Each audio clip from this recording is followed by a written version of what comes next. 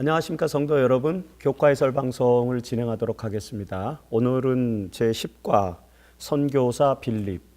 빌립은 여러분들이 잘 아시는 것처럼 7집사 가운데 한 사람의 이야기죠. 7집사 중에 한 사람으로 알고 있는데 그 빌립을 일컬어서 전도자라고 하는 표현이 이제 사도행전 21장에 등장을 하죠. 디모데에게도 전도자라는 그런 칭호가 주어지고 또 이 집사였던 빌립에게도 전도자라는 그런 칭호가 주어지고, 결과적으로 빌립은 집사라고 하는 직분을 갖고 있었지만 오늘날 우리가 생각하는 것처럼 교회 직책의 한 형태에 머무르지 않고 사도들과 마찬가지로 제자들처럼 하나님의 복음을 전하는 예수 그리스도의 신실한 제자였다는 사실을 알게 되죠. 그래서 이 빌립의 신원, 빌립의 정체성을 토대로 해서 오늘날 우리 그리스도인들이 어떤 교회의 직책과 상관없이 우리에게 맡겨진 고유의 사명이 바로 선교사, 전도자, 하나님의 복음을 전하는 그리스도의 제자로서의 사명을 갖고 있다라고 하는 사실을 설명해주는 그런 매우 중요한 단서가 되는 말씀이죠. 그래서 빌립의 이야기가 주목이 되는 것입니다. 이번 교과를 지은 저자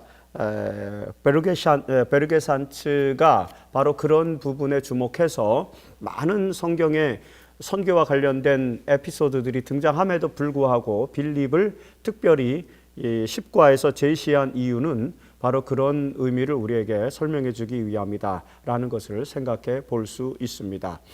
오늘 기억절은 우리가 잘 아는 사도행전 1장 8절의 말씀이고요. 왜 그러냐면은 복음은 예루살렘을 중심으로 해서 유대와 사마리아와 땅끝으로 이렇게 원심력을 가지고 전 세계로 전파되는 그런 특성을 가지고 있다.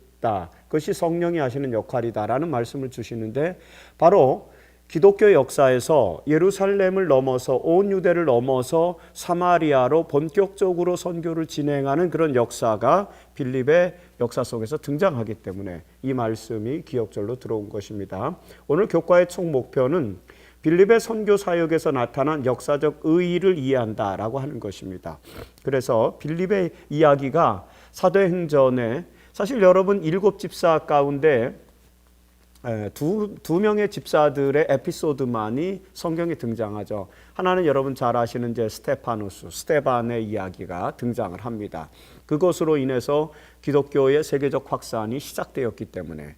그리고 이제 빌립의 선교 이야기, 이 두 가지가 등장합니다. 나머지 5명의 집사들의 이야기는 등장하지 않습니다. 물론 뭐 기독교의 전설, 기독교의 신화 속에는 그분들의 이야기도 등장하기는 합니다. 간혹. 하지만 이 성경 본문에는 등장하지 않는다라는 것을 우리가 생각해 볼 수 있습니다.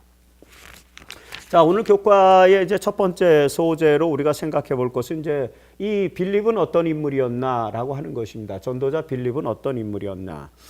여러분 교재에 보시면은 고린도후서 4장 18절의 말씀을 기록해 놓고 전도자 빌립에 대한 이야기를 썼어요. 저자가 의도를 갖고 쓴 것이죠. 왜냐하면 우리는 대개 보이는 것을 주목하지만 보이지 않는 것이 중요하다는 것입니다. 보이는 것은 잠깐이지만 보이지 않는 것은 영원하다라는 말씀을 통해서 빌립이라고 하는 인물이 그렇게 우리의 눈에 띄는 인물은 아니라고 하는 것이죠. 그럼에도 불구하고 그 빌립의 잠깐의 사역, 아주 짧은 이야기 속에는 영원의 진리가 포함되어 있다라고 하는 것을 설명하기 위한 것 같습니다. 빌립은 이 말씀에서 암시하는 것처럼 이렇게 뭐 주목할 만한 그런 인물은 아니었다라고 하는 것입니다. 성경에는 빌립이라고 하는 인물이 여러 명 등장합니다. 여러분 아시는 이제 12제자 가운데 빌립이 있었어요. 그 12제자 중에 한 사람이었던 빌립은 특별히 이방인들을 예수님께로 인도하는 일에 그런 중요한 역할을 했던 인물입니다. 그게 빌립의 역할이죠. 그런 이제 12제자 중에 하나 사도 빌립이 있었고요. 그 사람은 이제 이 사도 빌립은 베세다 또 출신이었죠. 여러분 아시는 것처럼 이제 누굽니까? 나다나엘을 예수님께로 인도했던 그런 인물이기도 하고, 베드로와 안드레와 같은 동양 사람입니다. 베세다라고 하는 지방 출신이죠.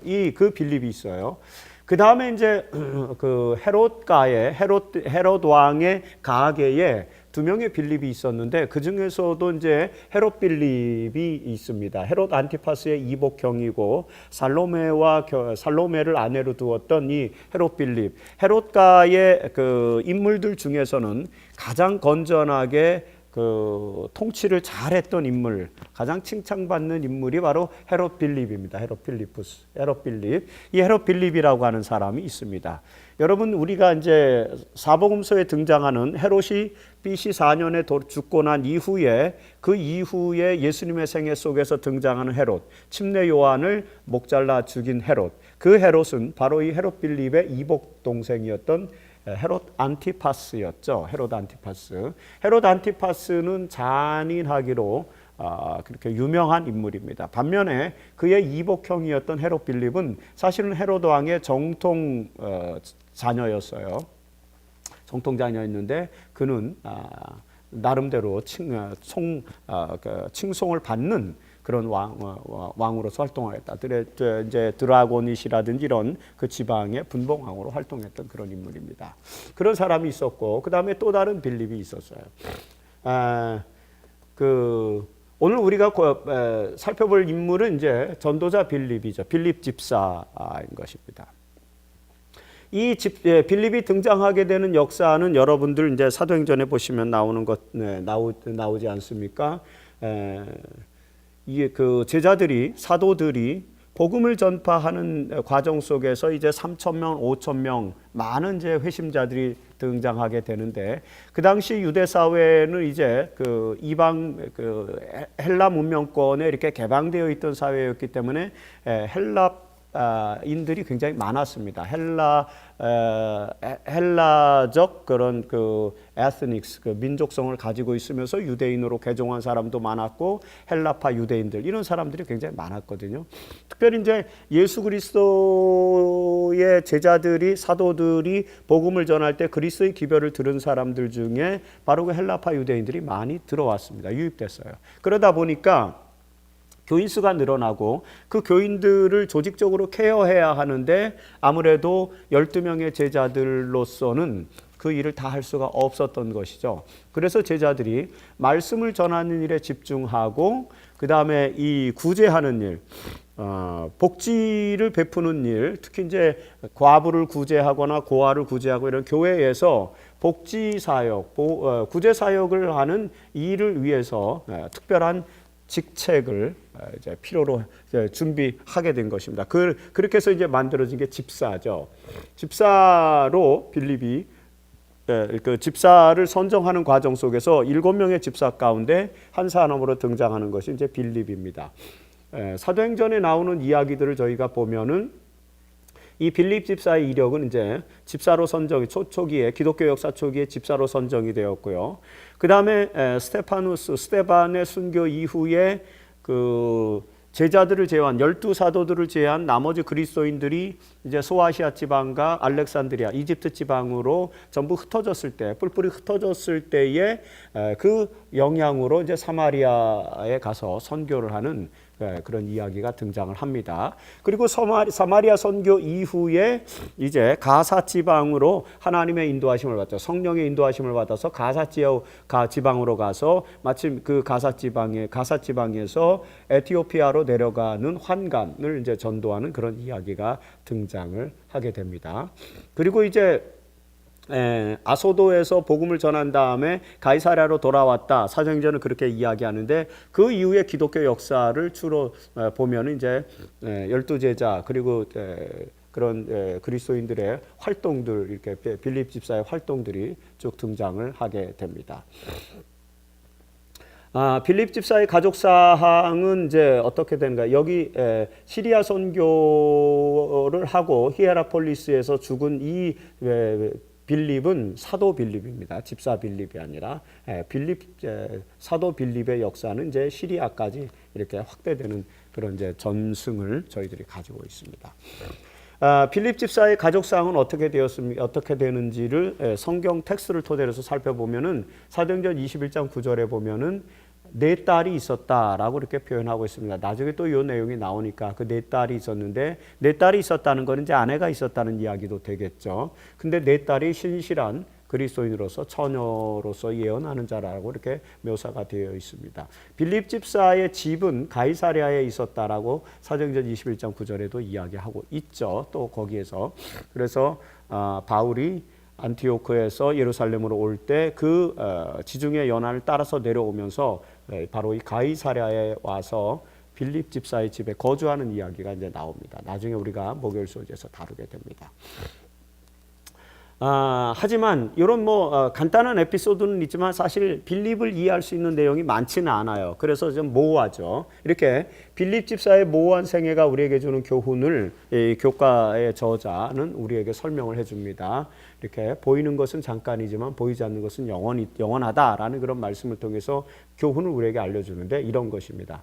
주목받지 못해도 위대한 선교사로서의 사역을 살아간 빌립의 삶의 영원한 가치를 우리가 알아야 된다. 영원한 가치를 깨닫자. 그런 것이죠. 그래서 오늘 우리 그리스도인들이 다 주목받지 못합니다. 사실 저를 포함해서 우리 재림신도들과 함께 이 방송을 지켜보는 우리들이 인류의 역사의 한 페이지를 장식할 수 있을 만한 그런 주목받을 만한 인물들은 아닙니다. 우리는 다 그저 필부들이에요. 범인들입니다. 하지만 역사는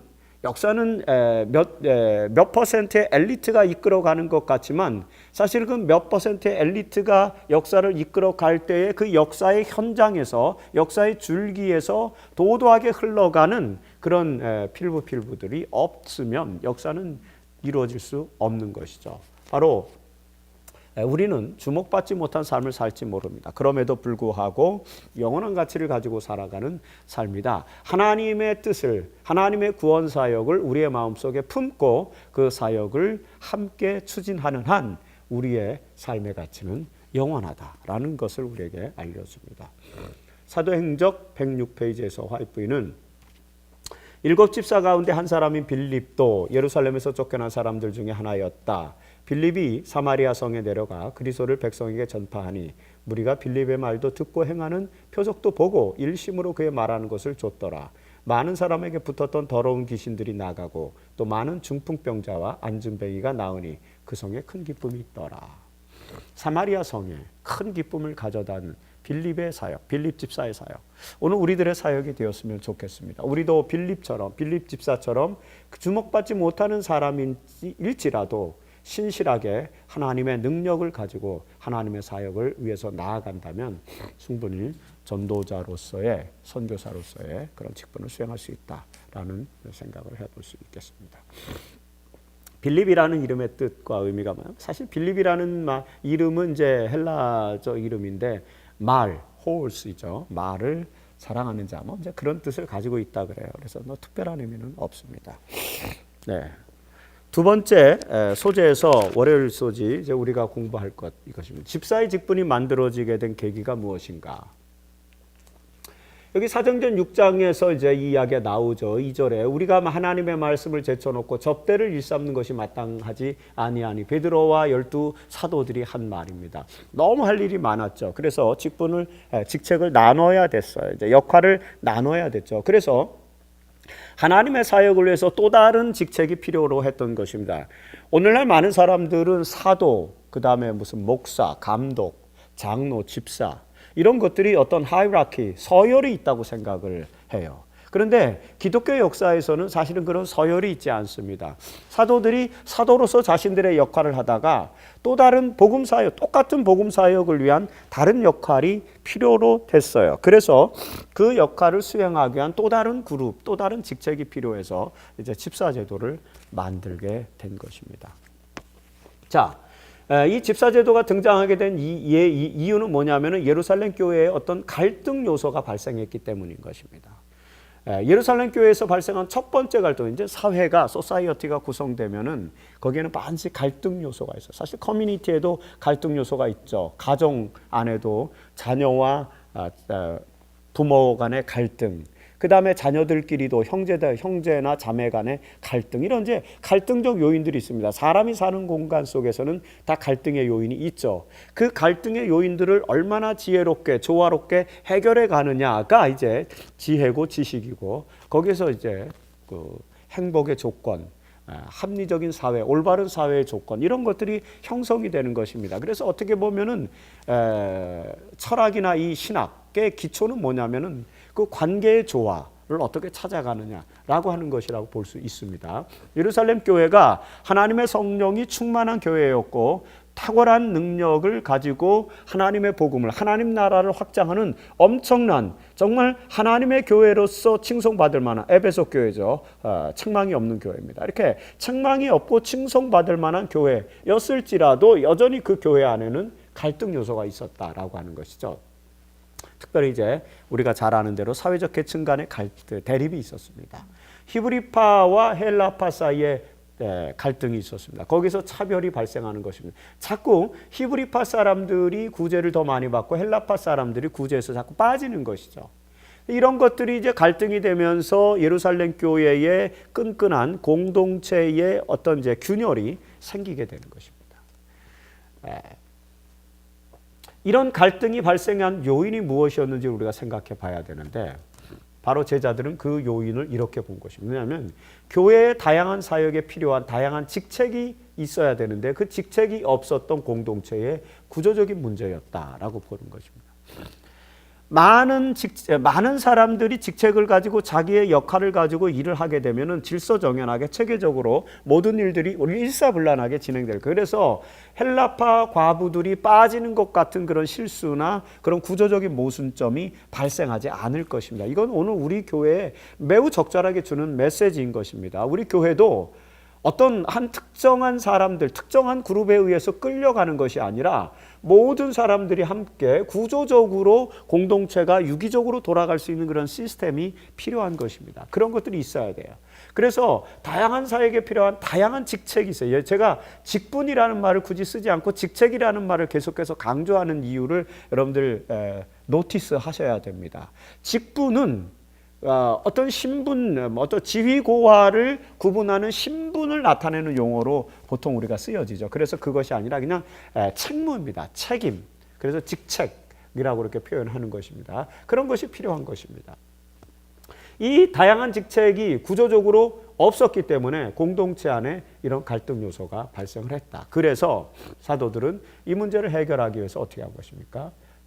구조적인 시스템, 조직을 만든 것이죠. 집사 제도를 신설한 것입니다. 그래서 집사들은 접대와 구제를 위해서, 그리고 사도들은 말씀 전파를 위해서 역할을 나누자면, 그럴지라도 그 역할이 완벽하게 이원화돼서 집사들은 말씀을 전하면 안 됐느냐? 그것은 절대 아닌 것입니다. 다 예수님의 제자들이기 때문에 그리스도의 제자로서 우리는 하나님의 복음을 전할 사명을 누구나 다 가지고 있어요. 그럼에도 불구하고 조직상 구조적으로 역할을 나눌 때 일사불란하게 교회가 문제를 해결하고 유지되어 갈 수 있기 때문에 이런 걸 만든 것입니다. 그래서 집사제도가 만들어졌어요. 하지만 여러분 성경에서 보시는 것처럼 이 집사들이 오늘날 우리가 알고 있는 교회에서 집사 그런 역할만 한 사람들은 아니죠. 이 당시에는 이제 장로라는 제도가 없었어요. 근데 장로라는 제도는 이미 유대의 회당에도 장로들이 있었고 유대교회 장로라는 시스템이 있었어요. 원로들, 종교에 굉장히 깊은 상식과 인식을 가지고 있는 그래서 그 공동체, 종교 공동체, 유대인 공동체를 세울 수 있는 그런 역할을 할 수 있는 사람들, 이런 사람들이 이제 장로의 역할을 했거든요. 그러니까 교회 안에 자연스럽게 이제 교회를 지도하는 중심 인물로서 장로라는 직분이 나타나게 되겠죠. 그래서 여러분 이제 요한일서 같은 데 보시면 알겠지만 이제 장로의 직분이 등장하고 이미 디모데 전후서에서도 장로에 대한 이야기가 나오고 장로에 대한 직분이 나옵니다. 대개 예수님의 사도들 그런 중심 인물들이 이제 장로가 되었죠. 그리고 이제 한 교회 장로가 여럿이 있다 보니까 그 장로들 중에 한 대표, 그 교회를 대표하는 인물로 감독을 뽑게 되는데, 그 감독이라는 직분을 이제 운영하게 되는 것은 1세기 끝 무렵에 가서입니다. 그래서 예를 들어서 안디옥의 이그나티우스, 그 다음에 에베소의 사도 요한, 그 다음에 서머나의 폴리카르푸스, 이런 이제 감독들이 이제 등장을 하거든요. 그 사람들은 그 교회를 상징적으로 대표했어요.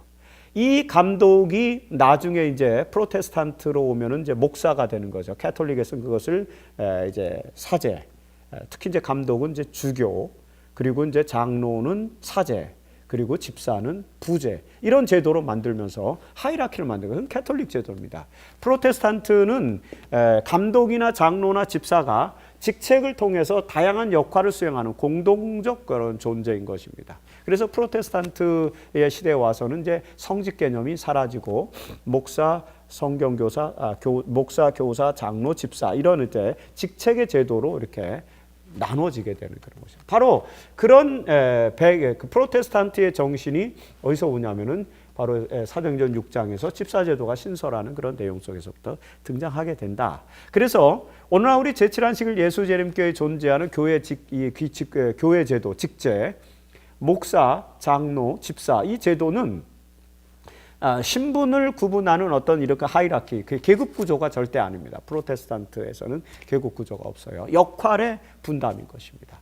기능의 차이로 이렇게 구분된다. 하지만 다 같이 하나님의 사역을 이루는 하나님의 사역자다라고 이렇게 이해하는 것. 그것이 사도행전 6장의 정신이다라는 것을 보게 됩니다. 여러분 보세요. 사도행전 6장 5절에 보면은 집사에 선정된 사람들의 영적인 특징이 뭡니까? 바로 믿음과 성령이 충만한 사람이다. 그러니까 사도들과 동일한 그런 믿음과 성령을 가지고 있는 사람들이다 하는 것입니다. 사도행전 89페이지에 사도들은 신자들의 집회를 소집하여, 모임이죠. 모임을 소집하여 성령의 지도에 따라 교회 모든 일꾼들에 대한 보다 나은 조직을 위해서 계획을 수립했다. 어떤 사람들은 이제 조직을 싫어하는 사람들이 있어요. 재림교회도 1850년대, 60년대, 1863년에 조직을 하기 이전까지는요, 60년대 이전까지는 조직은 바벨론이다. 조직을 하는 순간 바벨론이 되는 것이다. 이렇게 해서 이제 조직을 싫어했어요. 그래서 1850년대, 60년대 화이트 부인이나 우리 제임스 화이트는 조직을 해야 되는데 조직이라는 단어, organization이라는 단어를 못 쓰고 gospel order, 복음 질서라는 단어를 썼어요. 그래서 복음 질서가 필요하다. 그러면 조직이 필요하다 그런 얘기예요. 근데 나중에는 이제 사도행적을 기록할 때는 이제 20세기 초니까 이제 조직을 완전히 갖추고 재조직까지 갖춘 상태에서 조직이라는 단어를 사용을 할 수 있게 된 것입니다. 이 내용에서 우리는 목사, 장로, 집사 등 교회 직책들이 어떻게 만들어지게 되었나 더 좀 깊이 이해할 필요가 있다고 생각됩니다. 자, 세 번째 소재, 그 화요일 소지를 한번 들어가 보겠습니다. 여기는 빌립의 이제 사마리아 전도가 시작이 되는데, 빌립의 사마리아 전도가 가지는 선교 역사적 의의 무엇입니까? 라고 하는 것이죠. 사도행전 8장을 근간으로 하고 있는 것입니다. 사도행전 7장에서 여러분 아시는 것처럼 이제 스데반이 순교를 당하고 그 다음에 이제 예루살렘 교회에 큰 박해가 있어요. 그러자 사도들을 제외하고는 다른 모든 그리스도인들이 이제 뿔뿔이 소아시아나 그 다음에 알렉산드리아, 이집트 지역 그리고 이렇게 흩어지는데 그 제일 가까운 데가 이제 사마리아 지방이죠. 그래서 사도행전 8장 1절에 보면 이제 빌립이 사마리아 성으로 내려간 동기는 이것입니다. 그날에 예루살렘에 있는 교회에 큰 박해가 있었다는 것이죠. 박해는 부정적인 것입니다. 좋지 않은 것입니다. 하지만 박해라고 하는 역사, 사단의 작용을 통해서 일어나는 박해라고 하는 역사를 하나님께서는 역이용하셔서 그것을 통해서 세계 선교의 물꼬를 또 트시는 것입니다. 역전의 하나님의 역사가 바로 이 사도행전 8장에 기록되어져 있는 것이죠. 여러분, 그래서 빌립은 이제 바로 어디로 가냐면은 사마리아로 가요. 왜요? 온 유대와 예루살렘과 온 유대와 사마리아 그리고 땅끝까지 이렇게 이야기하지 않습니까? 사마리아는 어쨌든 사각지대였어요. 물론 그곳에 예수님께서 사역을 했고 그 다음에 사마리아 사람들을 구원하는 이야기들이 등장을 하지만 본격적으로 그 백성들의 사마리아 사람들에게 복음을 전한 사람은 바로 빌립 집사였습니다. 전도자 빌립이었죠. 사마리아가 복음의 사각지대였던 이유는 우리가 지난 시간에도 다룬 것처럼 얼마 전에 다룬 것처럼 요한복음 4장 9절에 보면은 유대인이 사마리아인과 상종하지 않기 때문이다. 그럼에도 불구하고 예수님은 그 지역으로 갔죠. 왜 들어갔는지 그 내용에 대해서 우리가 지난번 살펴보았습니다. 자, 빌립은 사마리아 성에서 어떤 복음을 전파하였습니까? 사도행전 8장 5절에 보니까 그리스도를 백성에게 전파했다. 즉 그리스도가 메시아다. 예수 그리스도가 메시아 되신다라는 것을 전파했어요. 사마리아 사람들은 사마리아 종교를 따로 가지고 있었어요. 왜냐하면 유대인들이 자기들을 차별했기 때문에. 그래서 같은 구약 성경을 갖고 있으면서도 사마리아 사람들은 사마리아경을 따로 가지고 있었고, 그 다음에 그리심산에 따로 성전을 세웠습니다. 그래서 같은 종교, 같은 뿌리를 가진 종교이지만 약간 다른 형태의 종교로 이렇게 분화돼 가는, 그래서 사마리아교와 그다음에 유대교가 이렇게 예민하게 나눠지게 됩니다. 하지만 그 사마리아인들도 역시 메시아를 기다리는 데 있어서는 구약 성경의 메시지와 맥을 같이 하고 있었다는 거죠. 유대인들도 메시아를 받아들이지 못했어요. 하물며 사마리아인들은 말할 것도 없겠죠. 바로 그 지역에 가서 빌립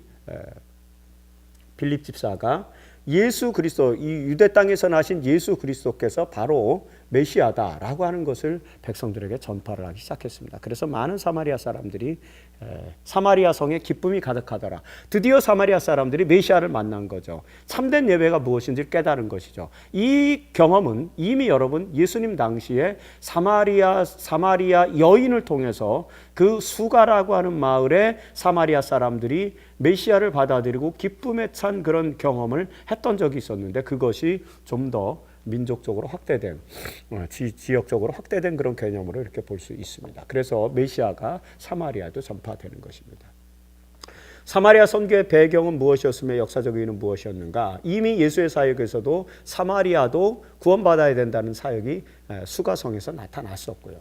그 다음에 약속과 함께 복음 전파의 과정을 이제 성취하는 것입니다. 이 약속이라는 것은 사도행전 1장 8절의 약속이죠. 성령이 너에게 임하시면 예루살렘과 온 유대와 그리고 사마리아와 약속, 사마리아까지 그리고 땅끝까지 복음 전파가 과정적으로 이루어질 것이다 라는 것인데, 바로 이 사건은 그 사도행전 1장 8절의 예수님의 말씀의 성취를 과정적으로 보여주는 그런 내용이다. 그래서 역사적인 의의가 있다, 이렇게 정리가 되는 것이죠. 사도행전 107페이지. 사마리아에서의 빌립의 사업은 큰 성공을 거두었고, 자, 여러분 어떤 면은 예루살렘보다 훨씬 더 큰 성공을 거두었을지도 모르겠다라는 그런 뉘앙스를 우리가 받게 되죠. 사마리아 사람들이 버림받은 백성이 절대 아니었던 것입니다.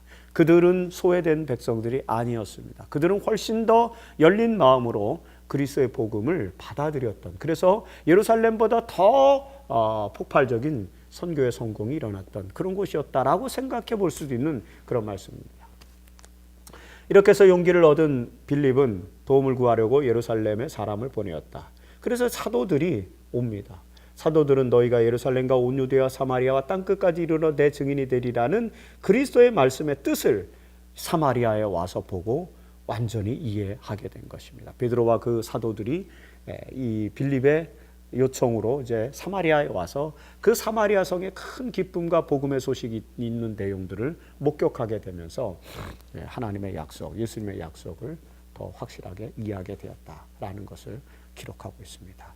빌립의 사마리아 선교까지는 선교 역사적 의의를 다시 한번 생각해 볼 필요가 있겠죠.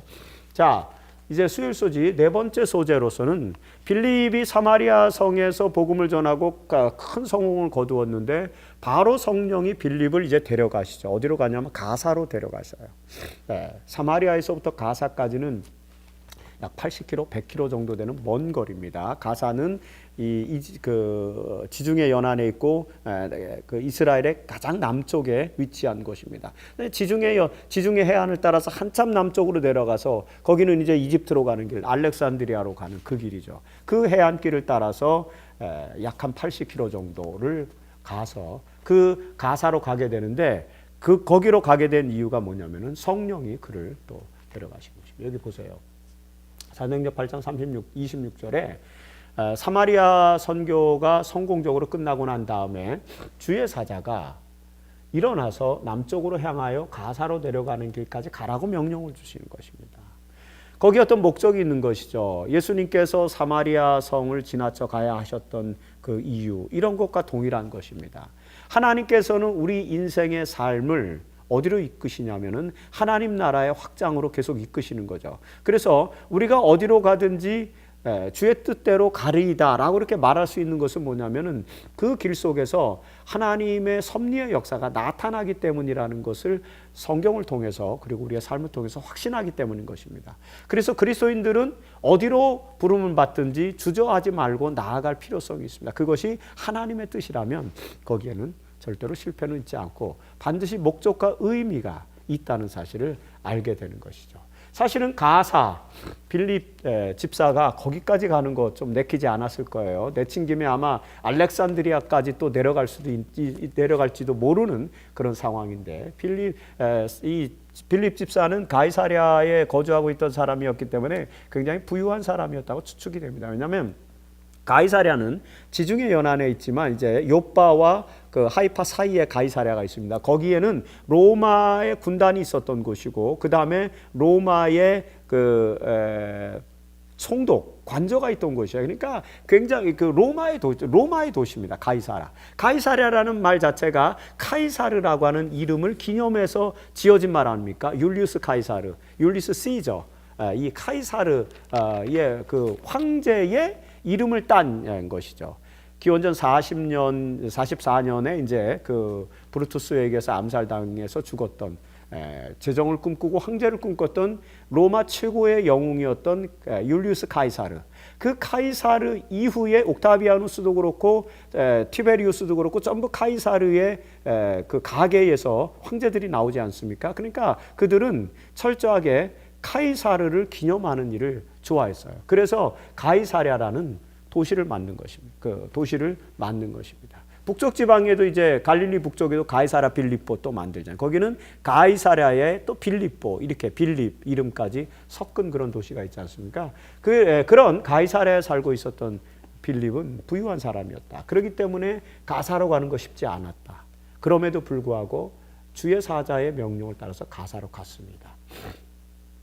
자, 텍스트에는 왜 가사로 갔냐면은 결국에는 에티오피아의 환관, 간다게의 간다게를 서포트하는 그런 환관을 이제 만나러 간 것 아닙니까? 환관을 만나게 되는 것 아닙니까? 그런데 이제 가사에서 빌립이 에티오피아의 환관을 만났는데 그 성경 텍스트에 보면은 에티오피아의 환관의 행보가 참 놀라워요. 우선 첫 번째로 그 환관은 어떤 사람이냐면 예배하러 예루살렘에 왔다가 돌아가는 길에 있었다 이렇게 기록하고 있어요. 그러니까 이 에티오피아의 환관은 이미 유대교 신앙을 가지고 있었던 사람, 그래서 구약 성경을 읽고 있었던 사람이라는 것이 드러나는 것입니다. 그가 요셉처럼 셈족 계열의 이스라엘 백성이었는데 에티오피아에 정착해서 살았던 후손으로서 거기서 성공을 해서 이제 그 환관이 되었는지 이런 거는 우리가 알 수 없어요. 아무 이야기가 나오지 않기 때문에. 근데 여러 가지로 추론해 볼 수 있는데 그는 유대교와 연관이 있었던, 유대인과 연관이 있었던 인물임에 틀림이 없었다라고 볼 수 있겠죠. 그래서 그 예루살렘에 왔다가 내려가면서 유대인들의 토라, 기록된 토라죠. 구약 성경 중에서 이사야 53장을 읽고 있었어요. 이사야 53장에는 고난받는 메시아에 대한 이야기가 나오죠. 유대인들은 영광의 메시아만 기억하고 있었는데 유독 이 환관, 에티오피아 환관이 고난의 종, 고난받는 메시아의 장을 읽고 있었다는 것이 이제 특별한 것입니다. 거기서 메시아가 이럴 수도 있을까라고 고민할 때 진리가 그에게 들어가는 것이죠. 그래서 하나님께서는 성령을 통해서 빌립을 그 에티오피아의 환관을 만나러 보내신 것입니다. 거기서 결국에는 환관을 만나고 환관의 궁금증을 해결해 주는 것입니다. 그러자 이 환관이 저기 물이 있으니까 내가 침례를 받겠다 이렇게 스스로 자원하고 나서죠. 침례가 무엇인지 알고 있었던 사람입니다. 이미 준비된 사람이었다는 것을 우리는 보게 되는 것이죠. 바로 이렇게 전 세계적으로 하나님의 진리, 하나님의 백성이 되기 위해서 준비된 사람들이 많이 있는데 문제는 그들을 이끌어서 침례를 줄 수 있는 사람이 부족한 것이죠. 그래서 빌립 집사가 그 일을 하고 있었다라는 것을 우리는 보게 됩니다. 빌립의 사역의 내용이 무엇이었는지 한번 보세요. 단지 말씀을 이 이사야 53장의 그 말씀을 설명하면서 바로 그 고난의 종 메시아가 십자가에 달려 돌아가신 예수 그리스도였다. 이렇게 이야기하는 것 아닙니까? 3년 전에 돌아가신 바로 그분이다. 그래서 이제 기독교 예수를 믿는 그리스도인들이 이제 등장했다. 이런 이야기들을 설명해 줬겠죠. 그러자 이제 그 복음을 듣고 침례를 받았어요. 그래서 빌립이 그에게 침례를 베풀었습니다. 그리고 나머지 그가 침례를 베풀고 난 다음에 이 에티오피아의 황관을 따라서 에티오피아까지 가서 에티오피아의 복음을 전하지 않은 것. 그것은 이제 또 아이러니죠. 사실 우리 생각에는 내친김에 황관을 따라서 빌립이 에티오피아까지 갔더라면 에티오피아의 복음이 더 빨리 전파되었지 않았을까라고 추론해 볼 수 있습니다. 하지만 그런 일이 없더라도 에티오피아에는 이제 기독교가 성장하고 성숙을 하게 됩니다. 그 역사가 어디서부터 시작되었을까? 이제 역사가들은 바로 이 에티오피아의 환관이 돌아가서 기독교 사역을 전파했을 것이다라고 이렇게 추론하게 되는 것입니다. 자, 이 기록이 주는 기독교 선교사적 의의는 무엇입니까? 아프리카에 기독교가 전파되는 계기를 설명해 주는 것이죠.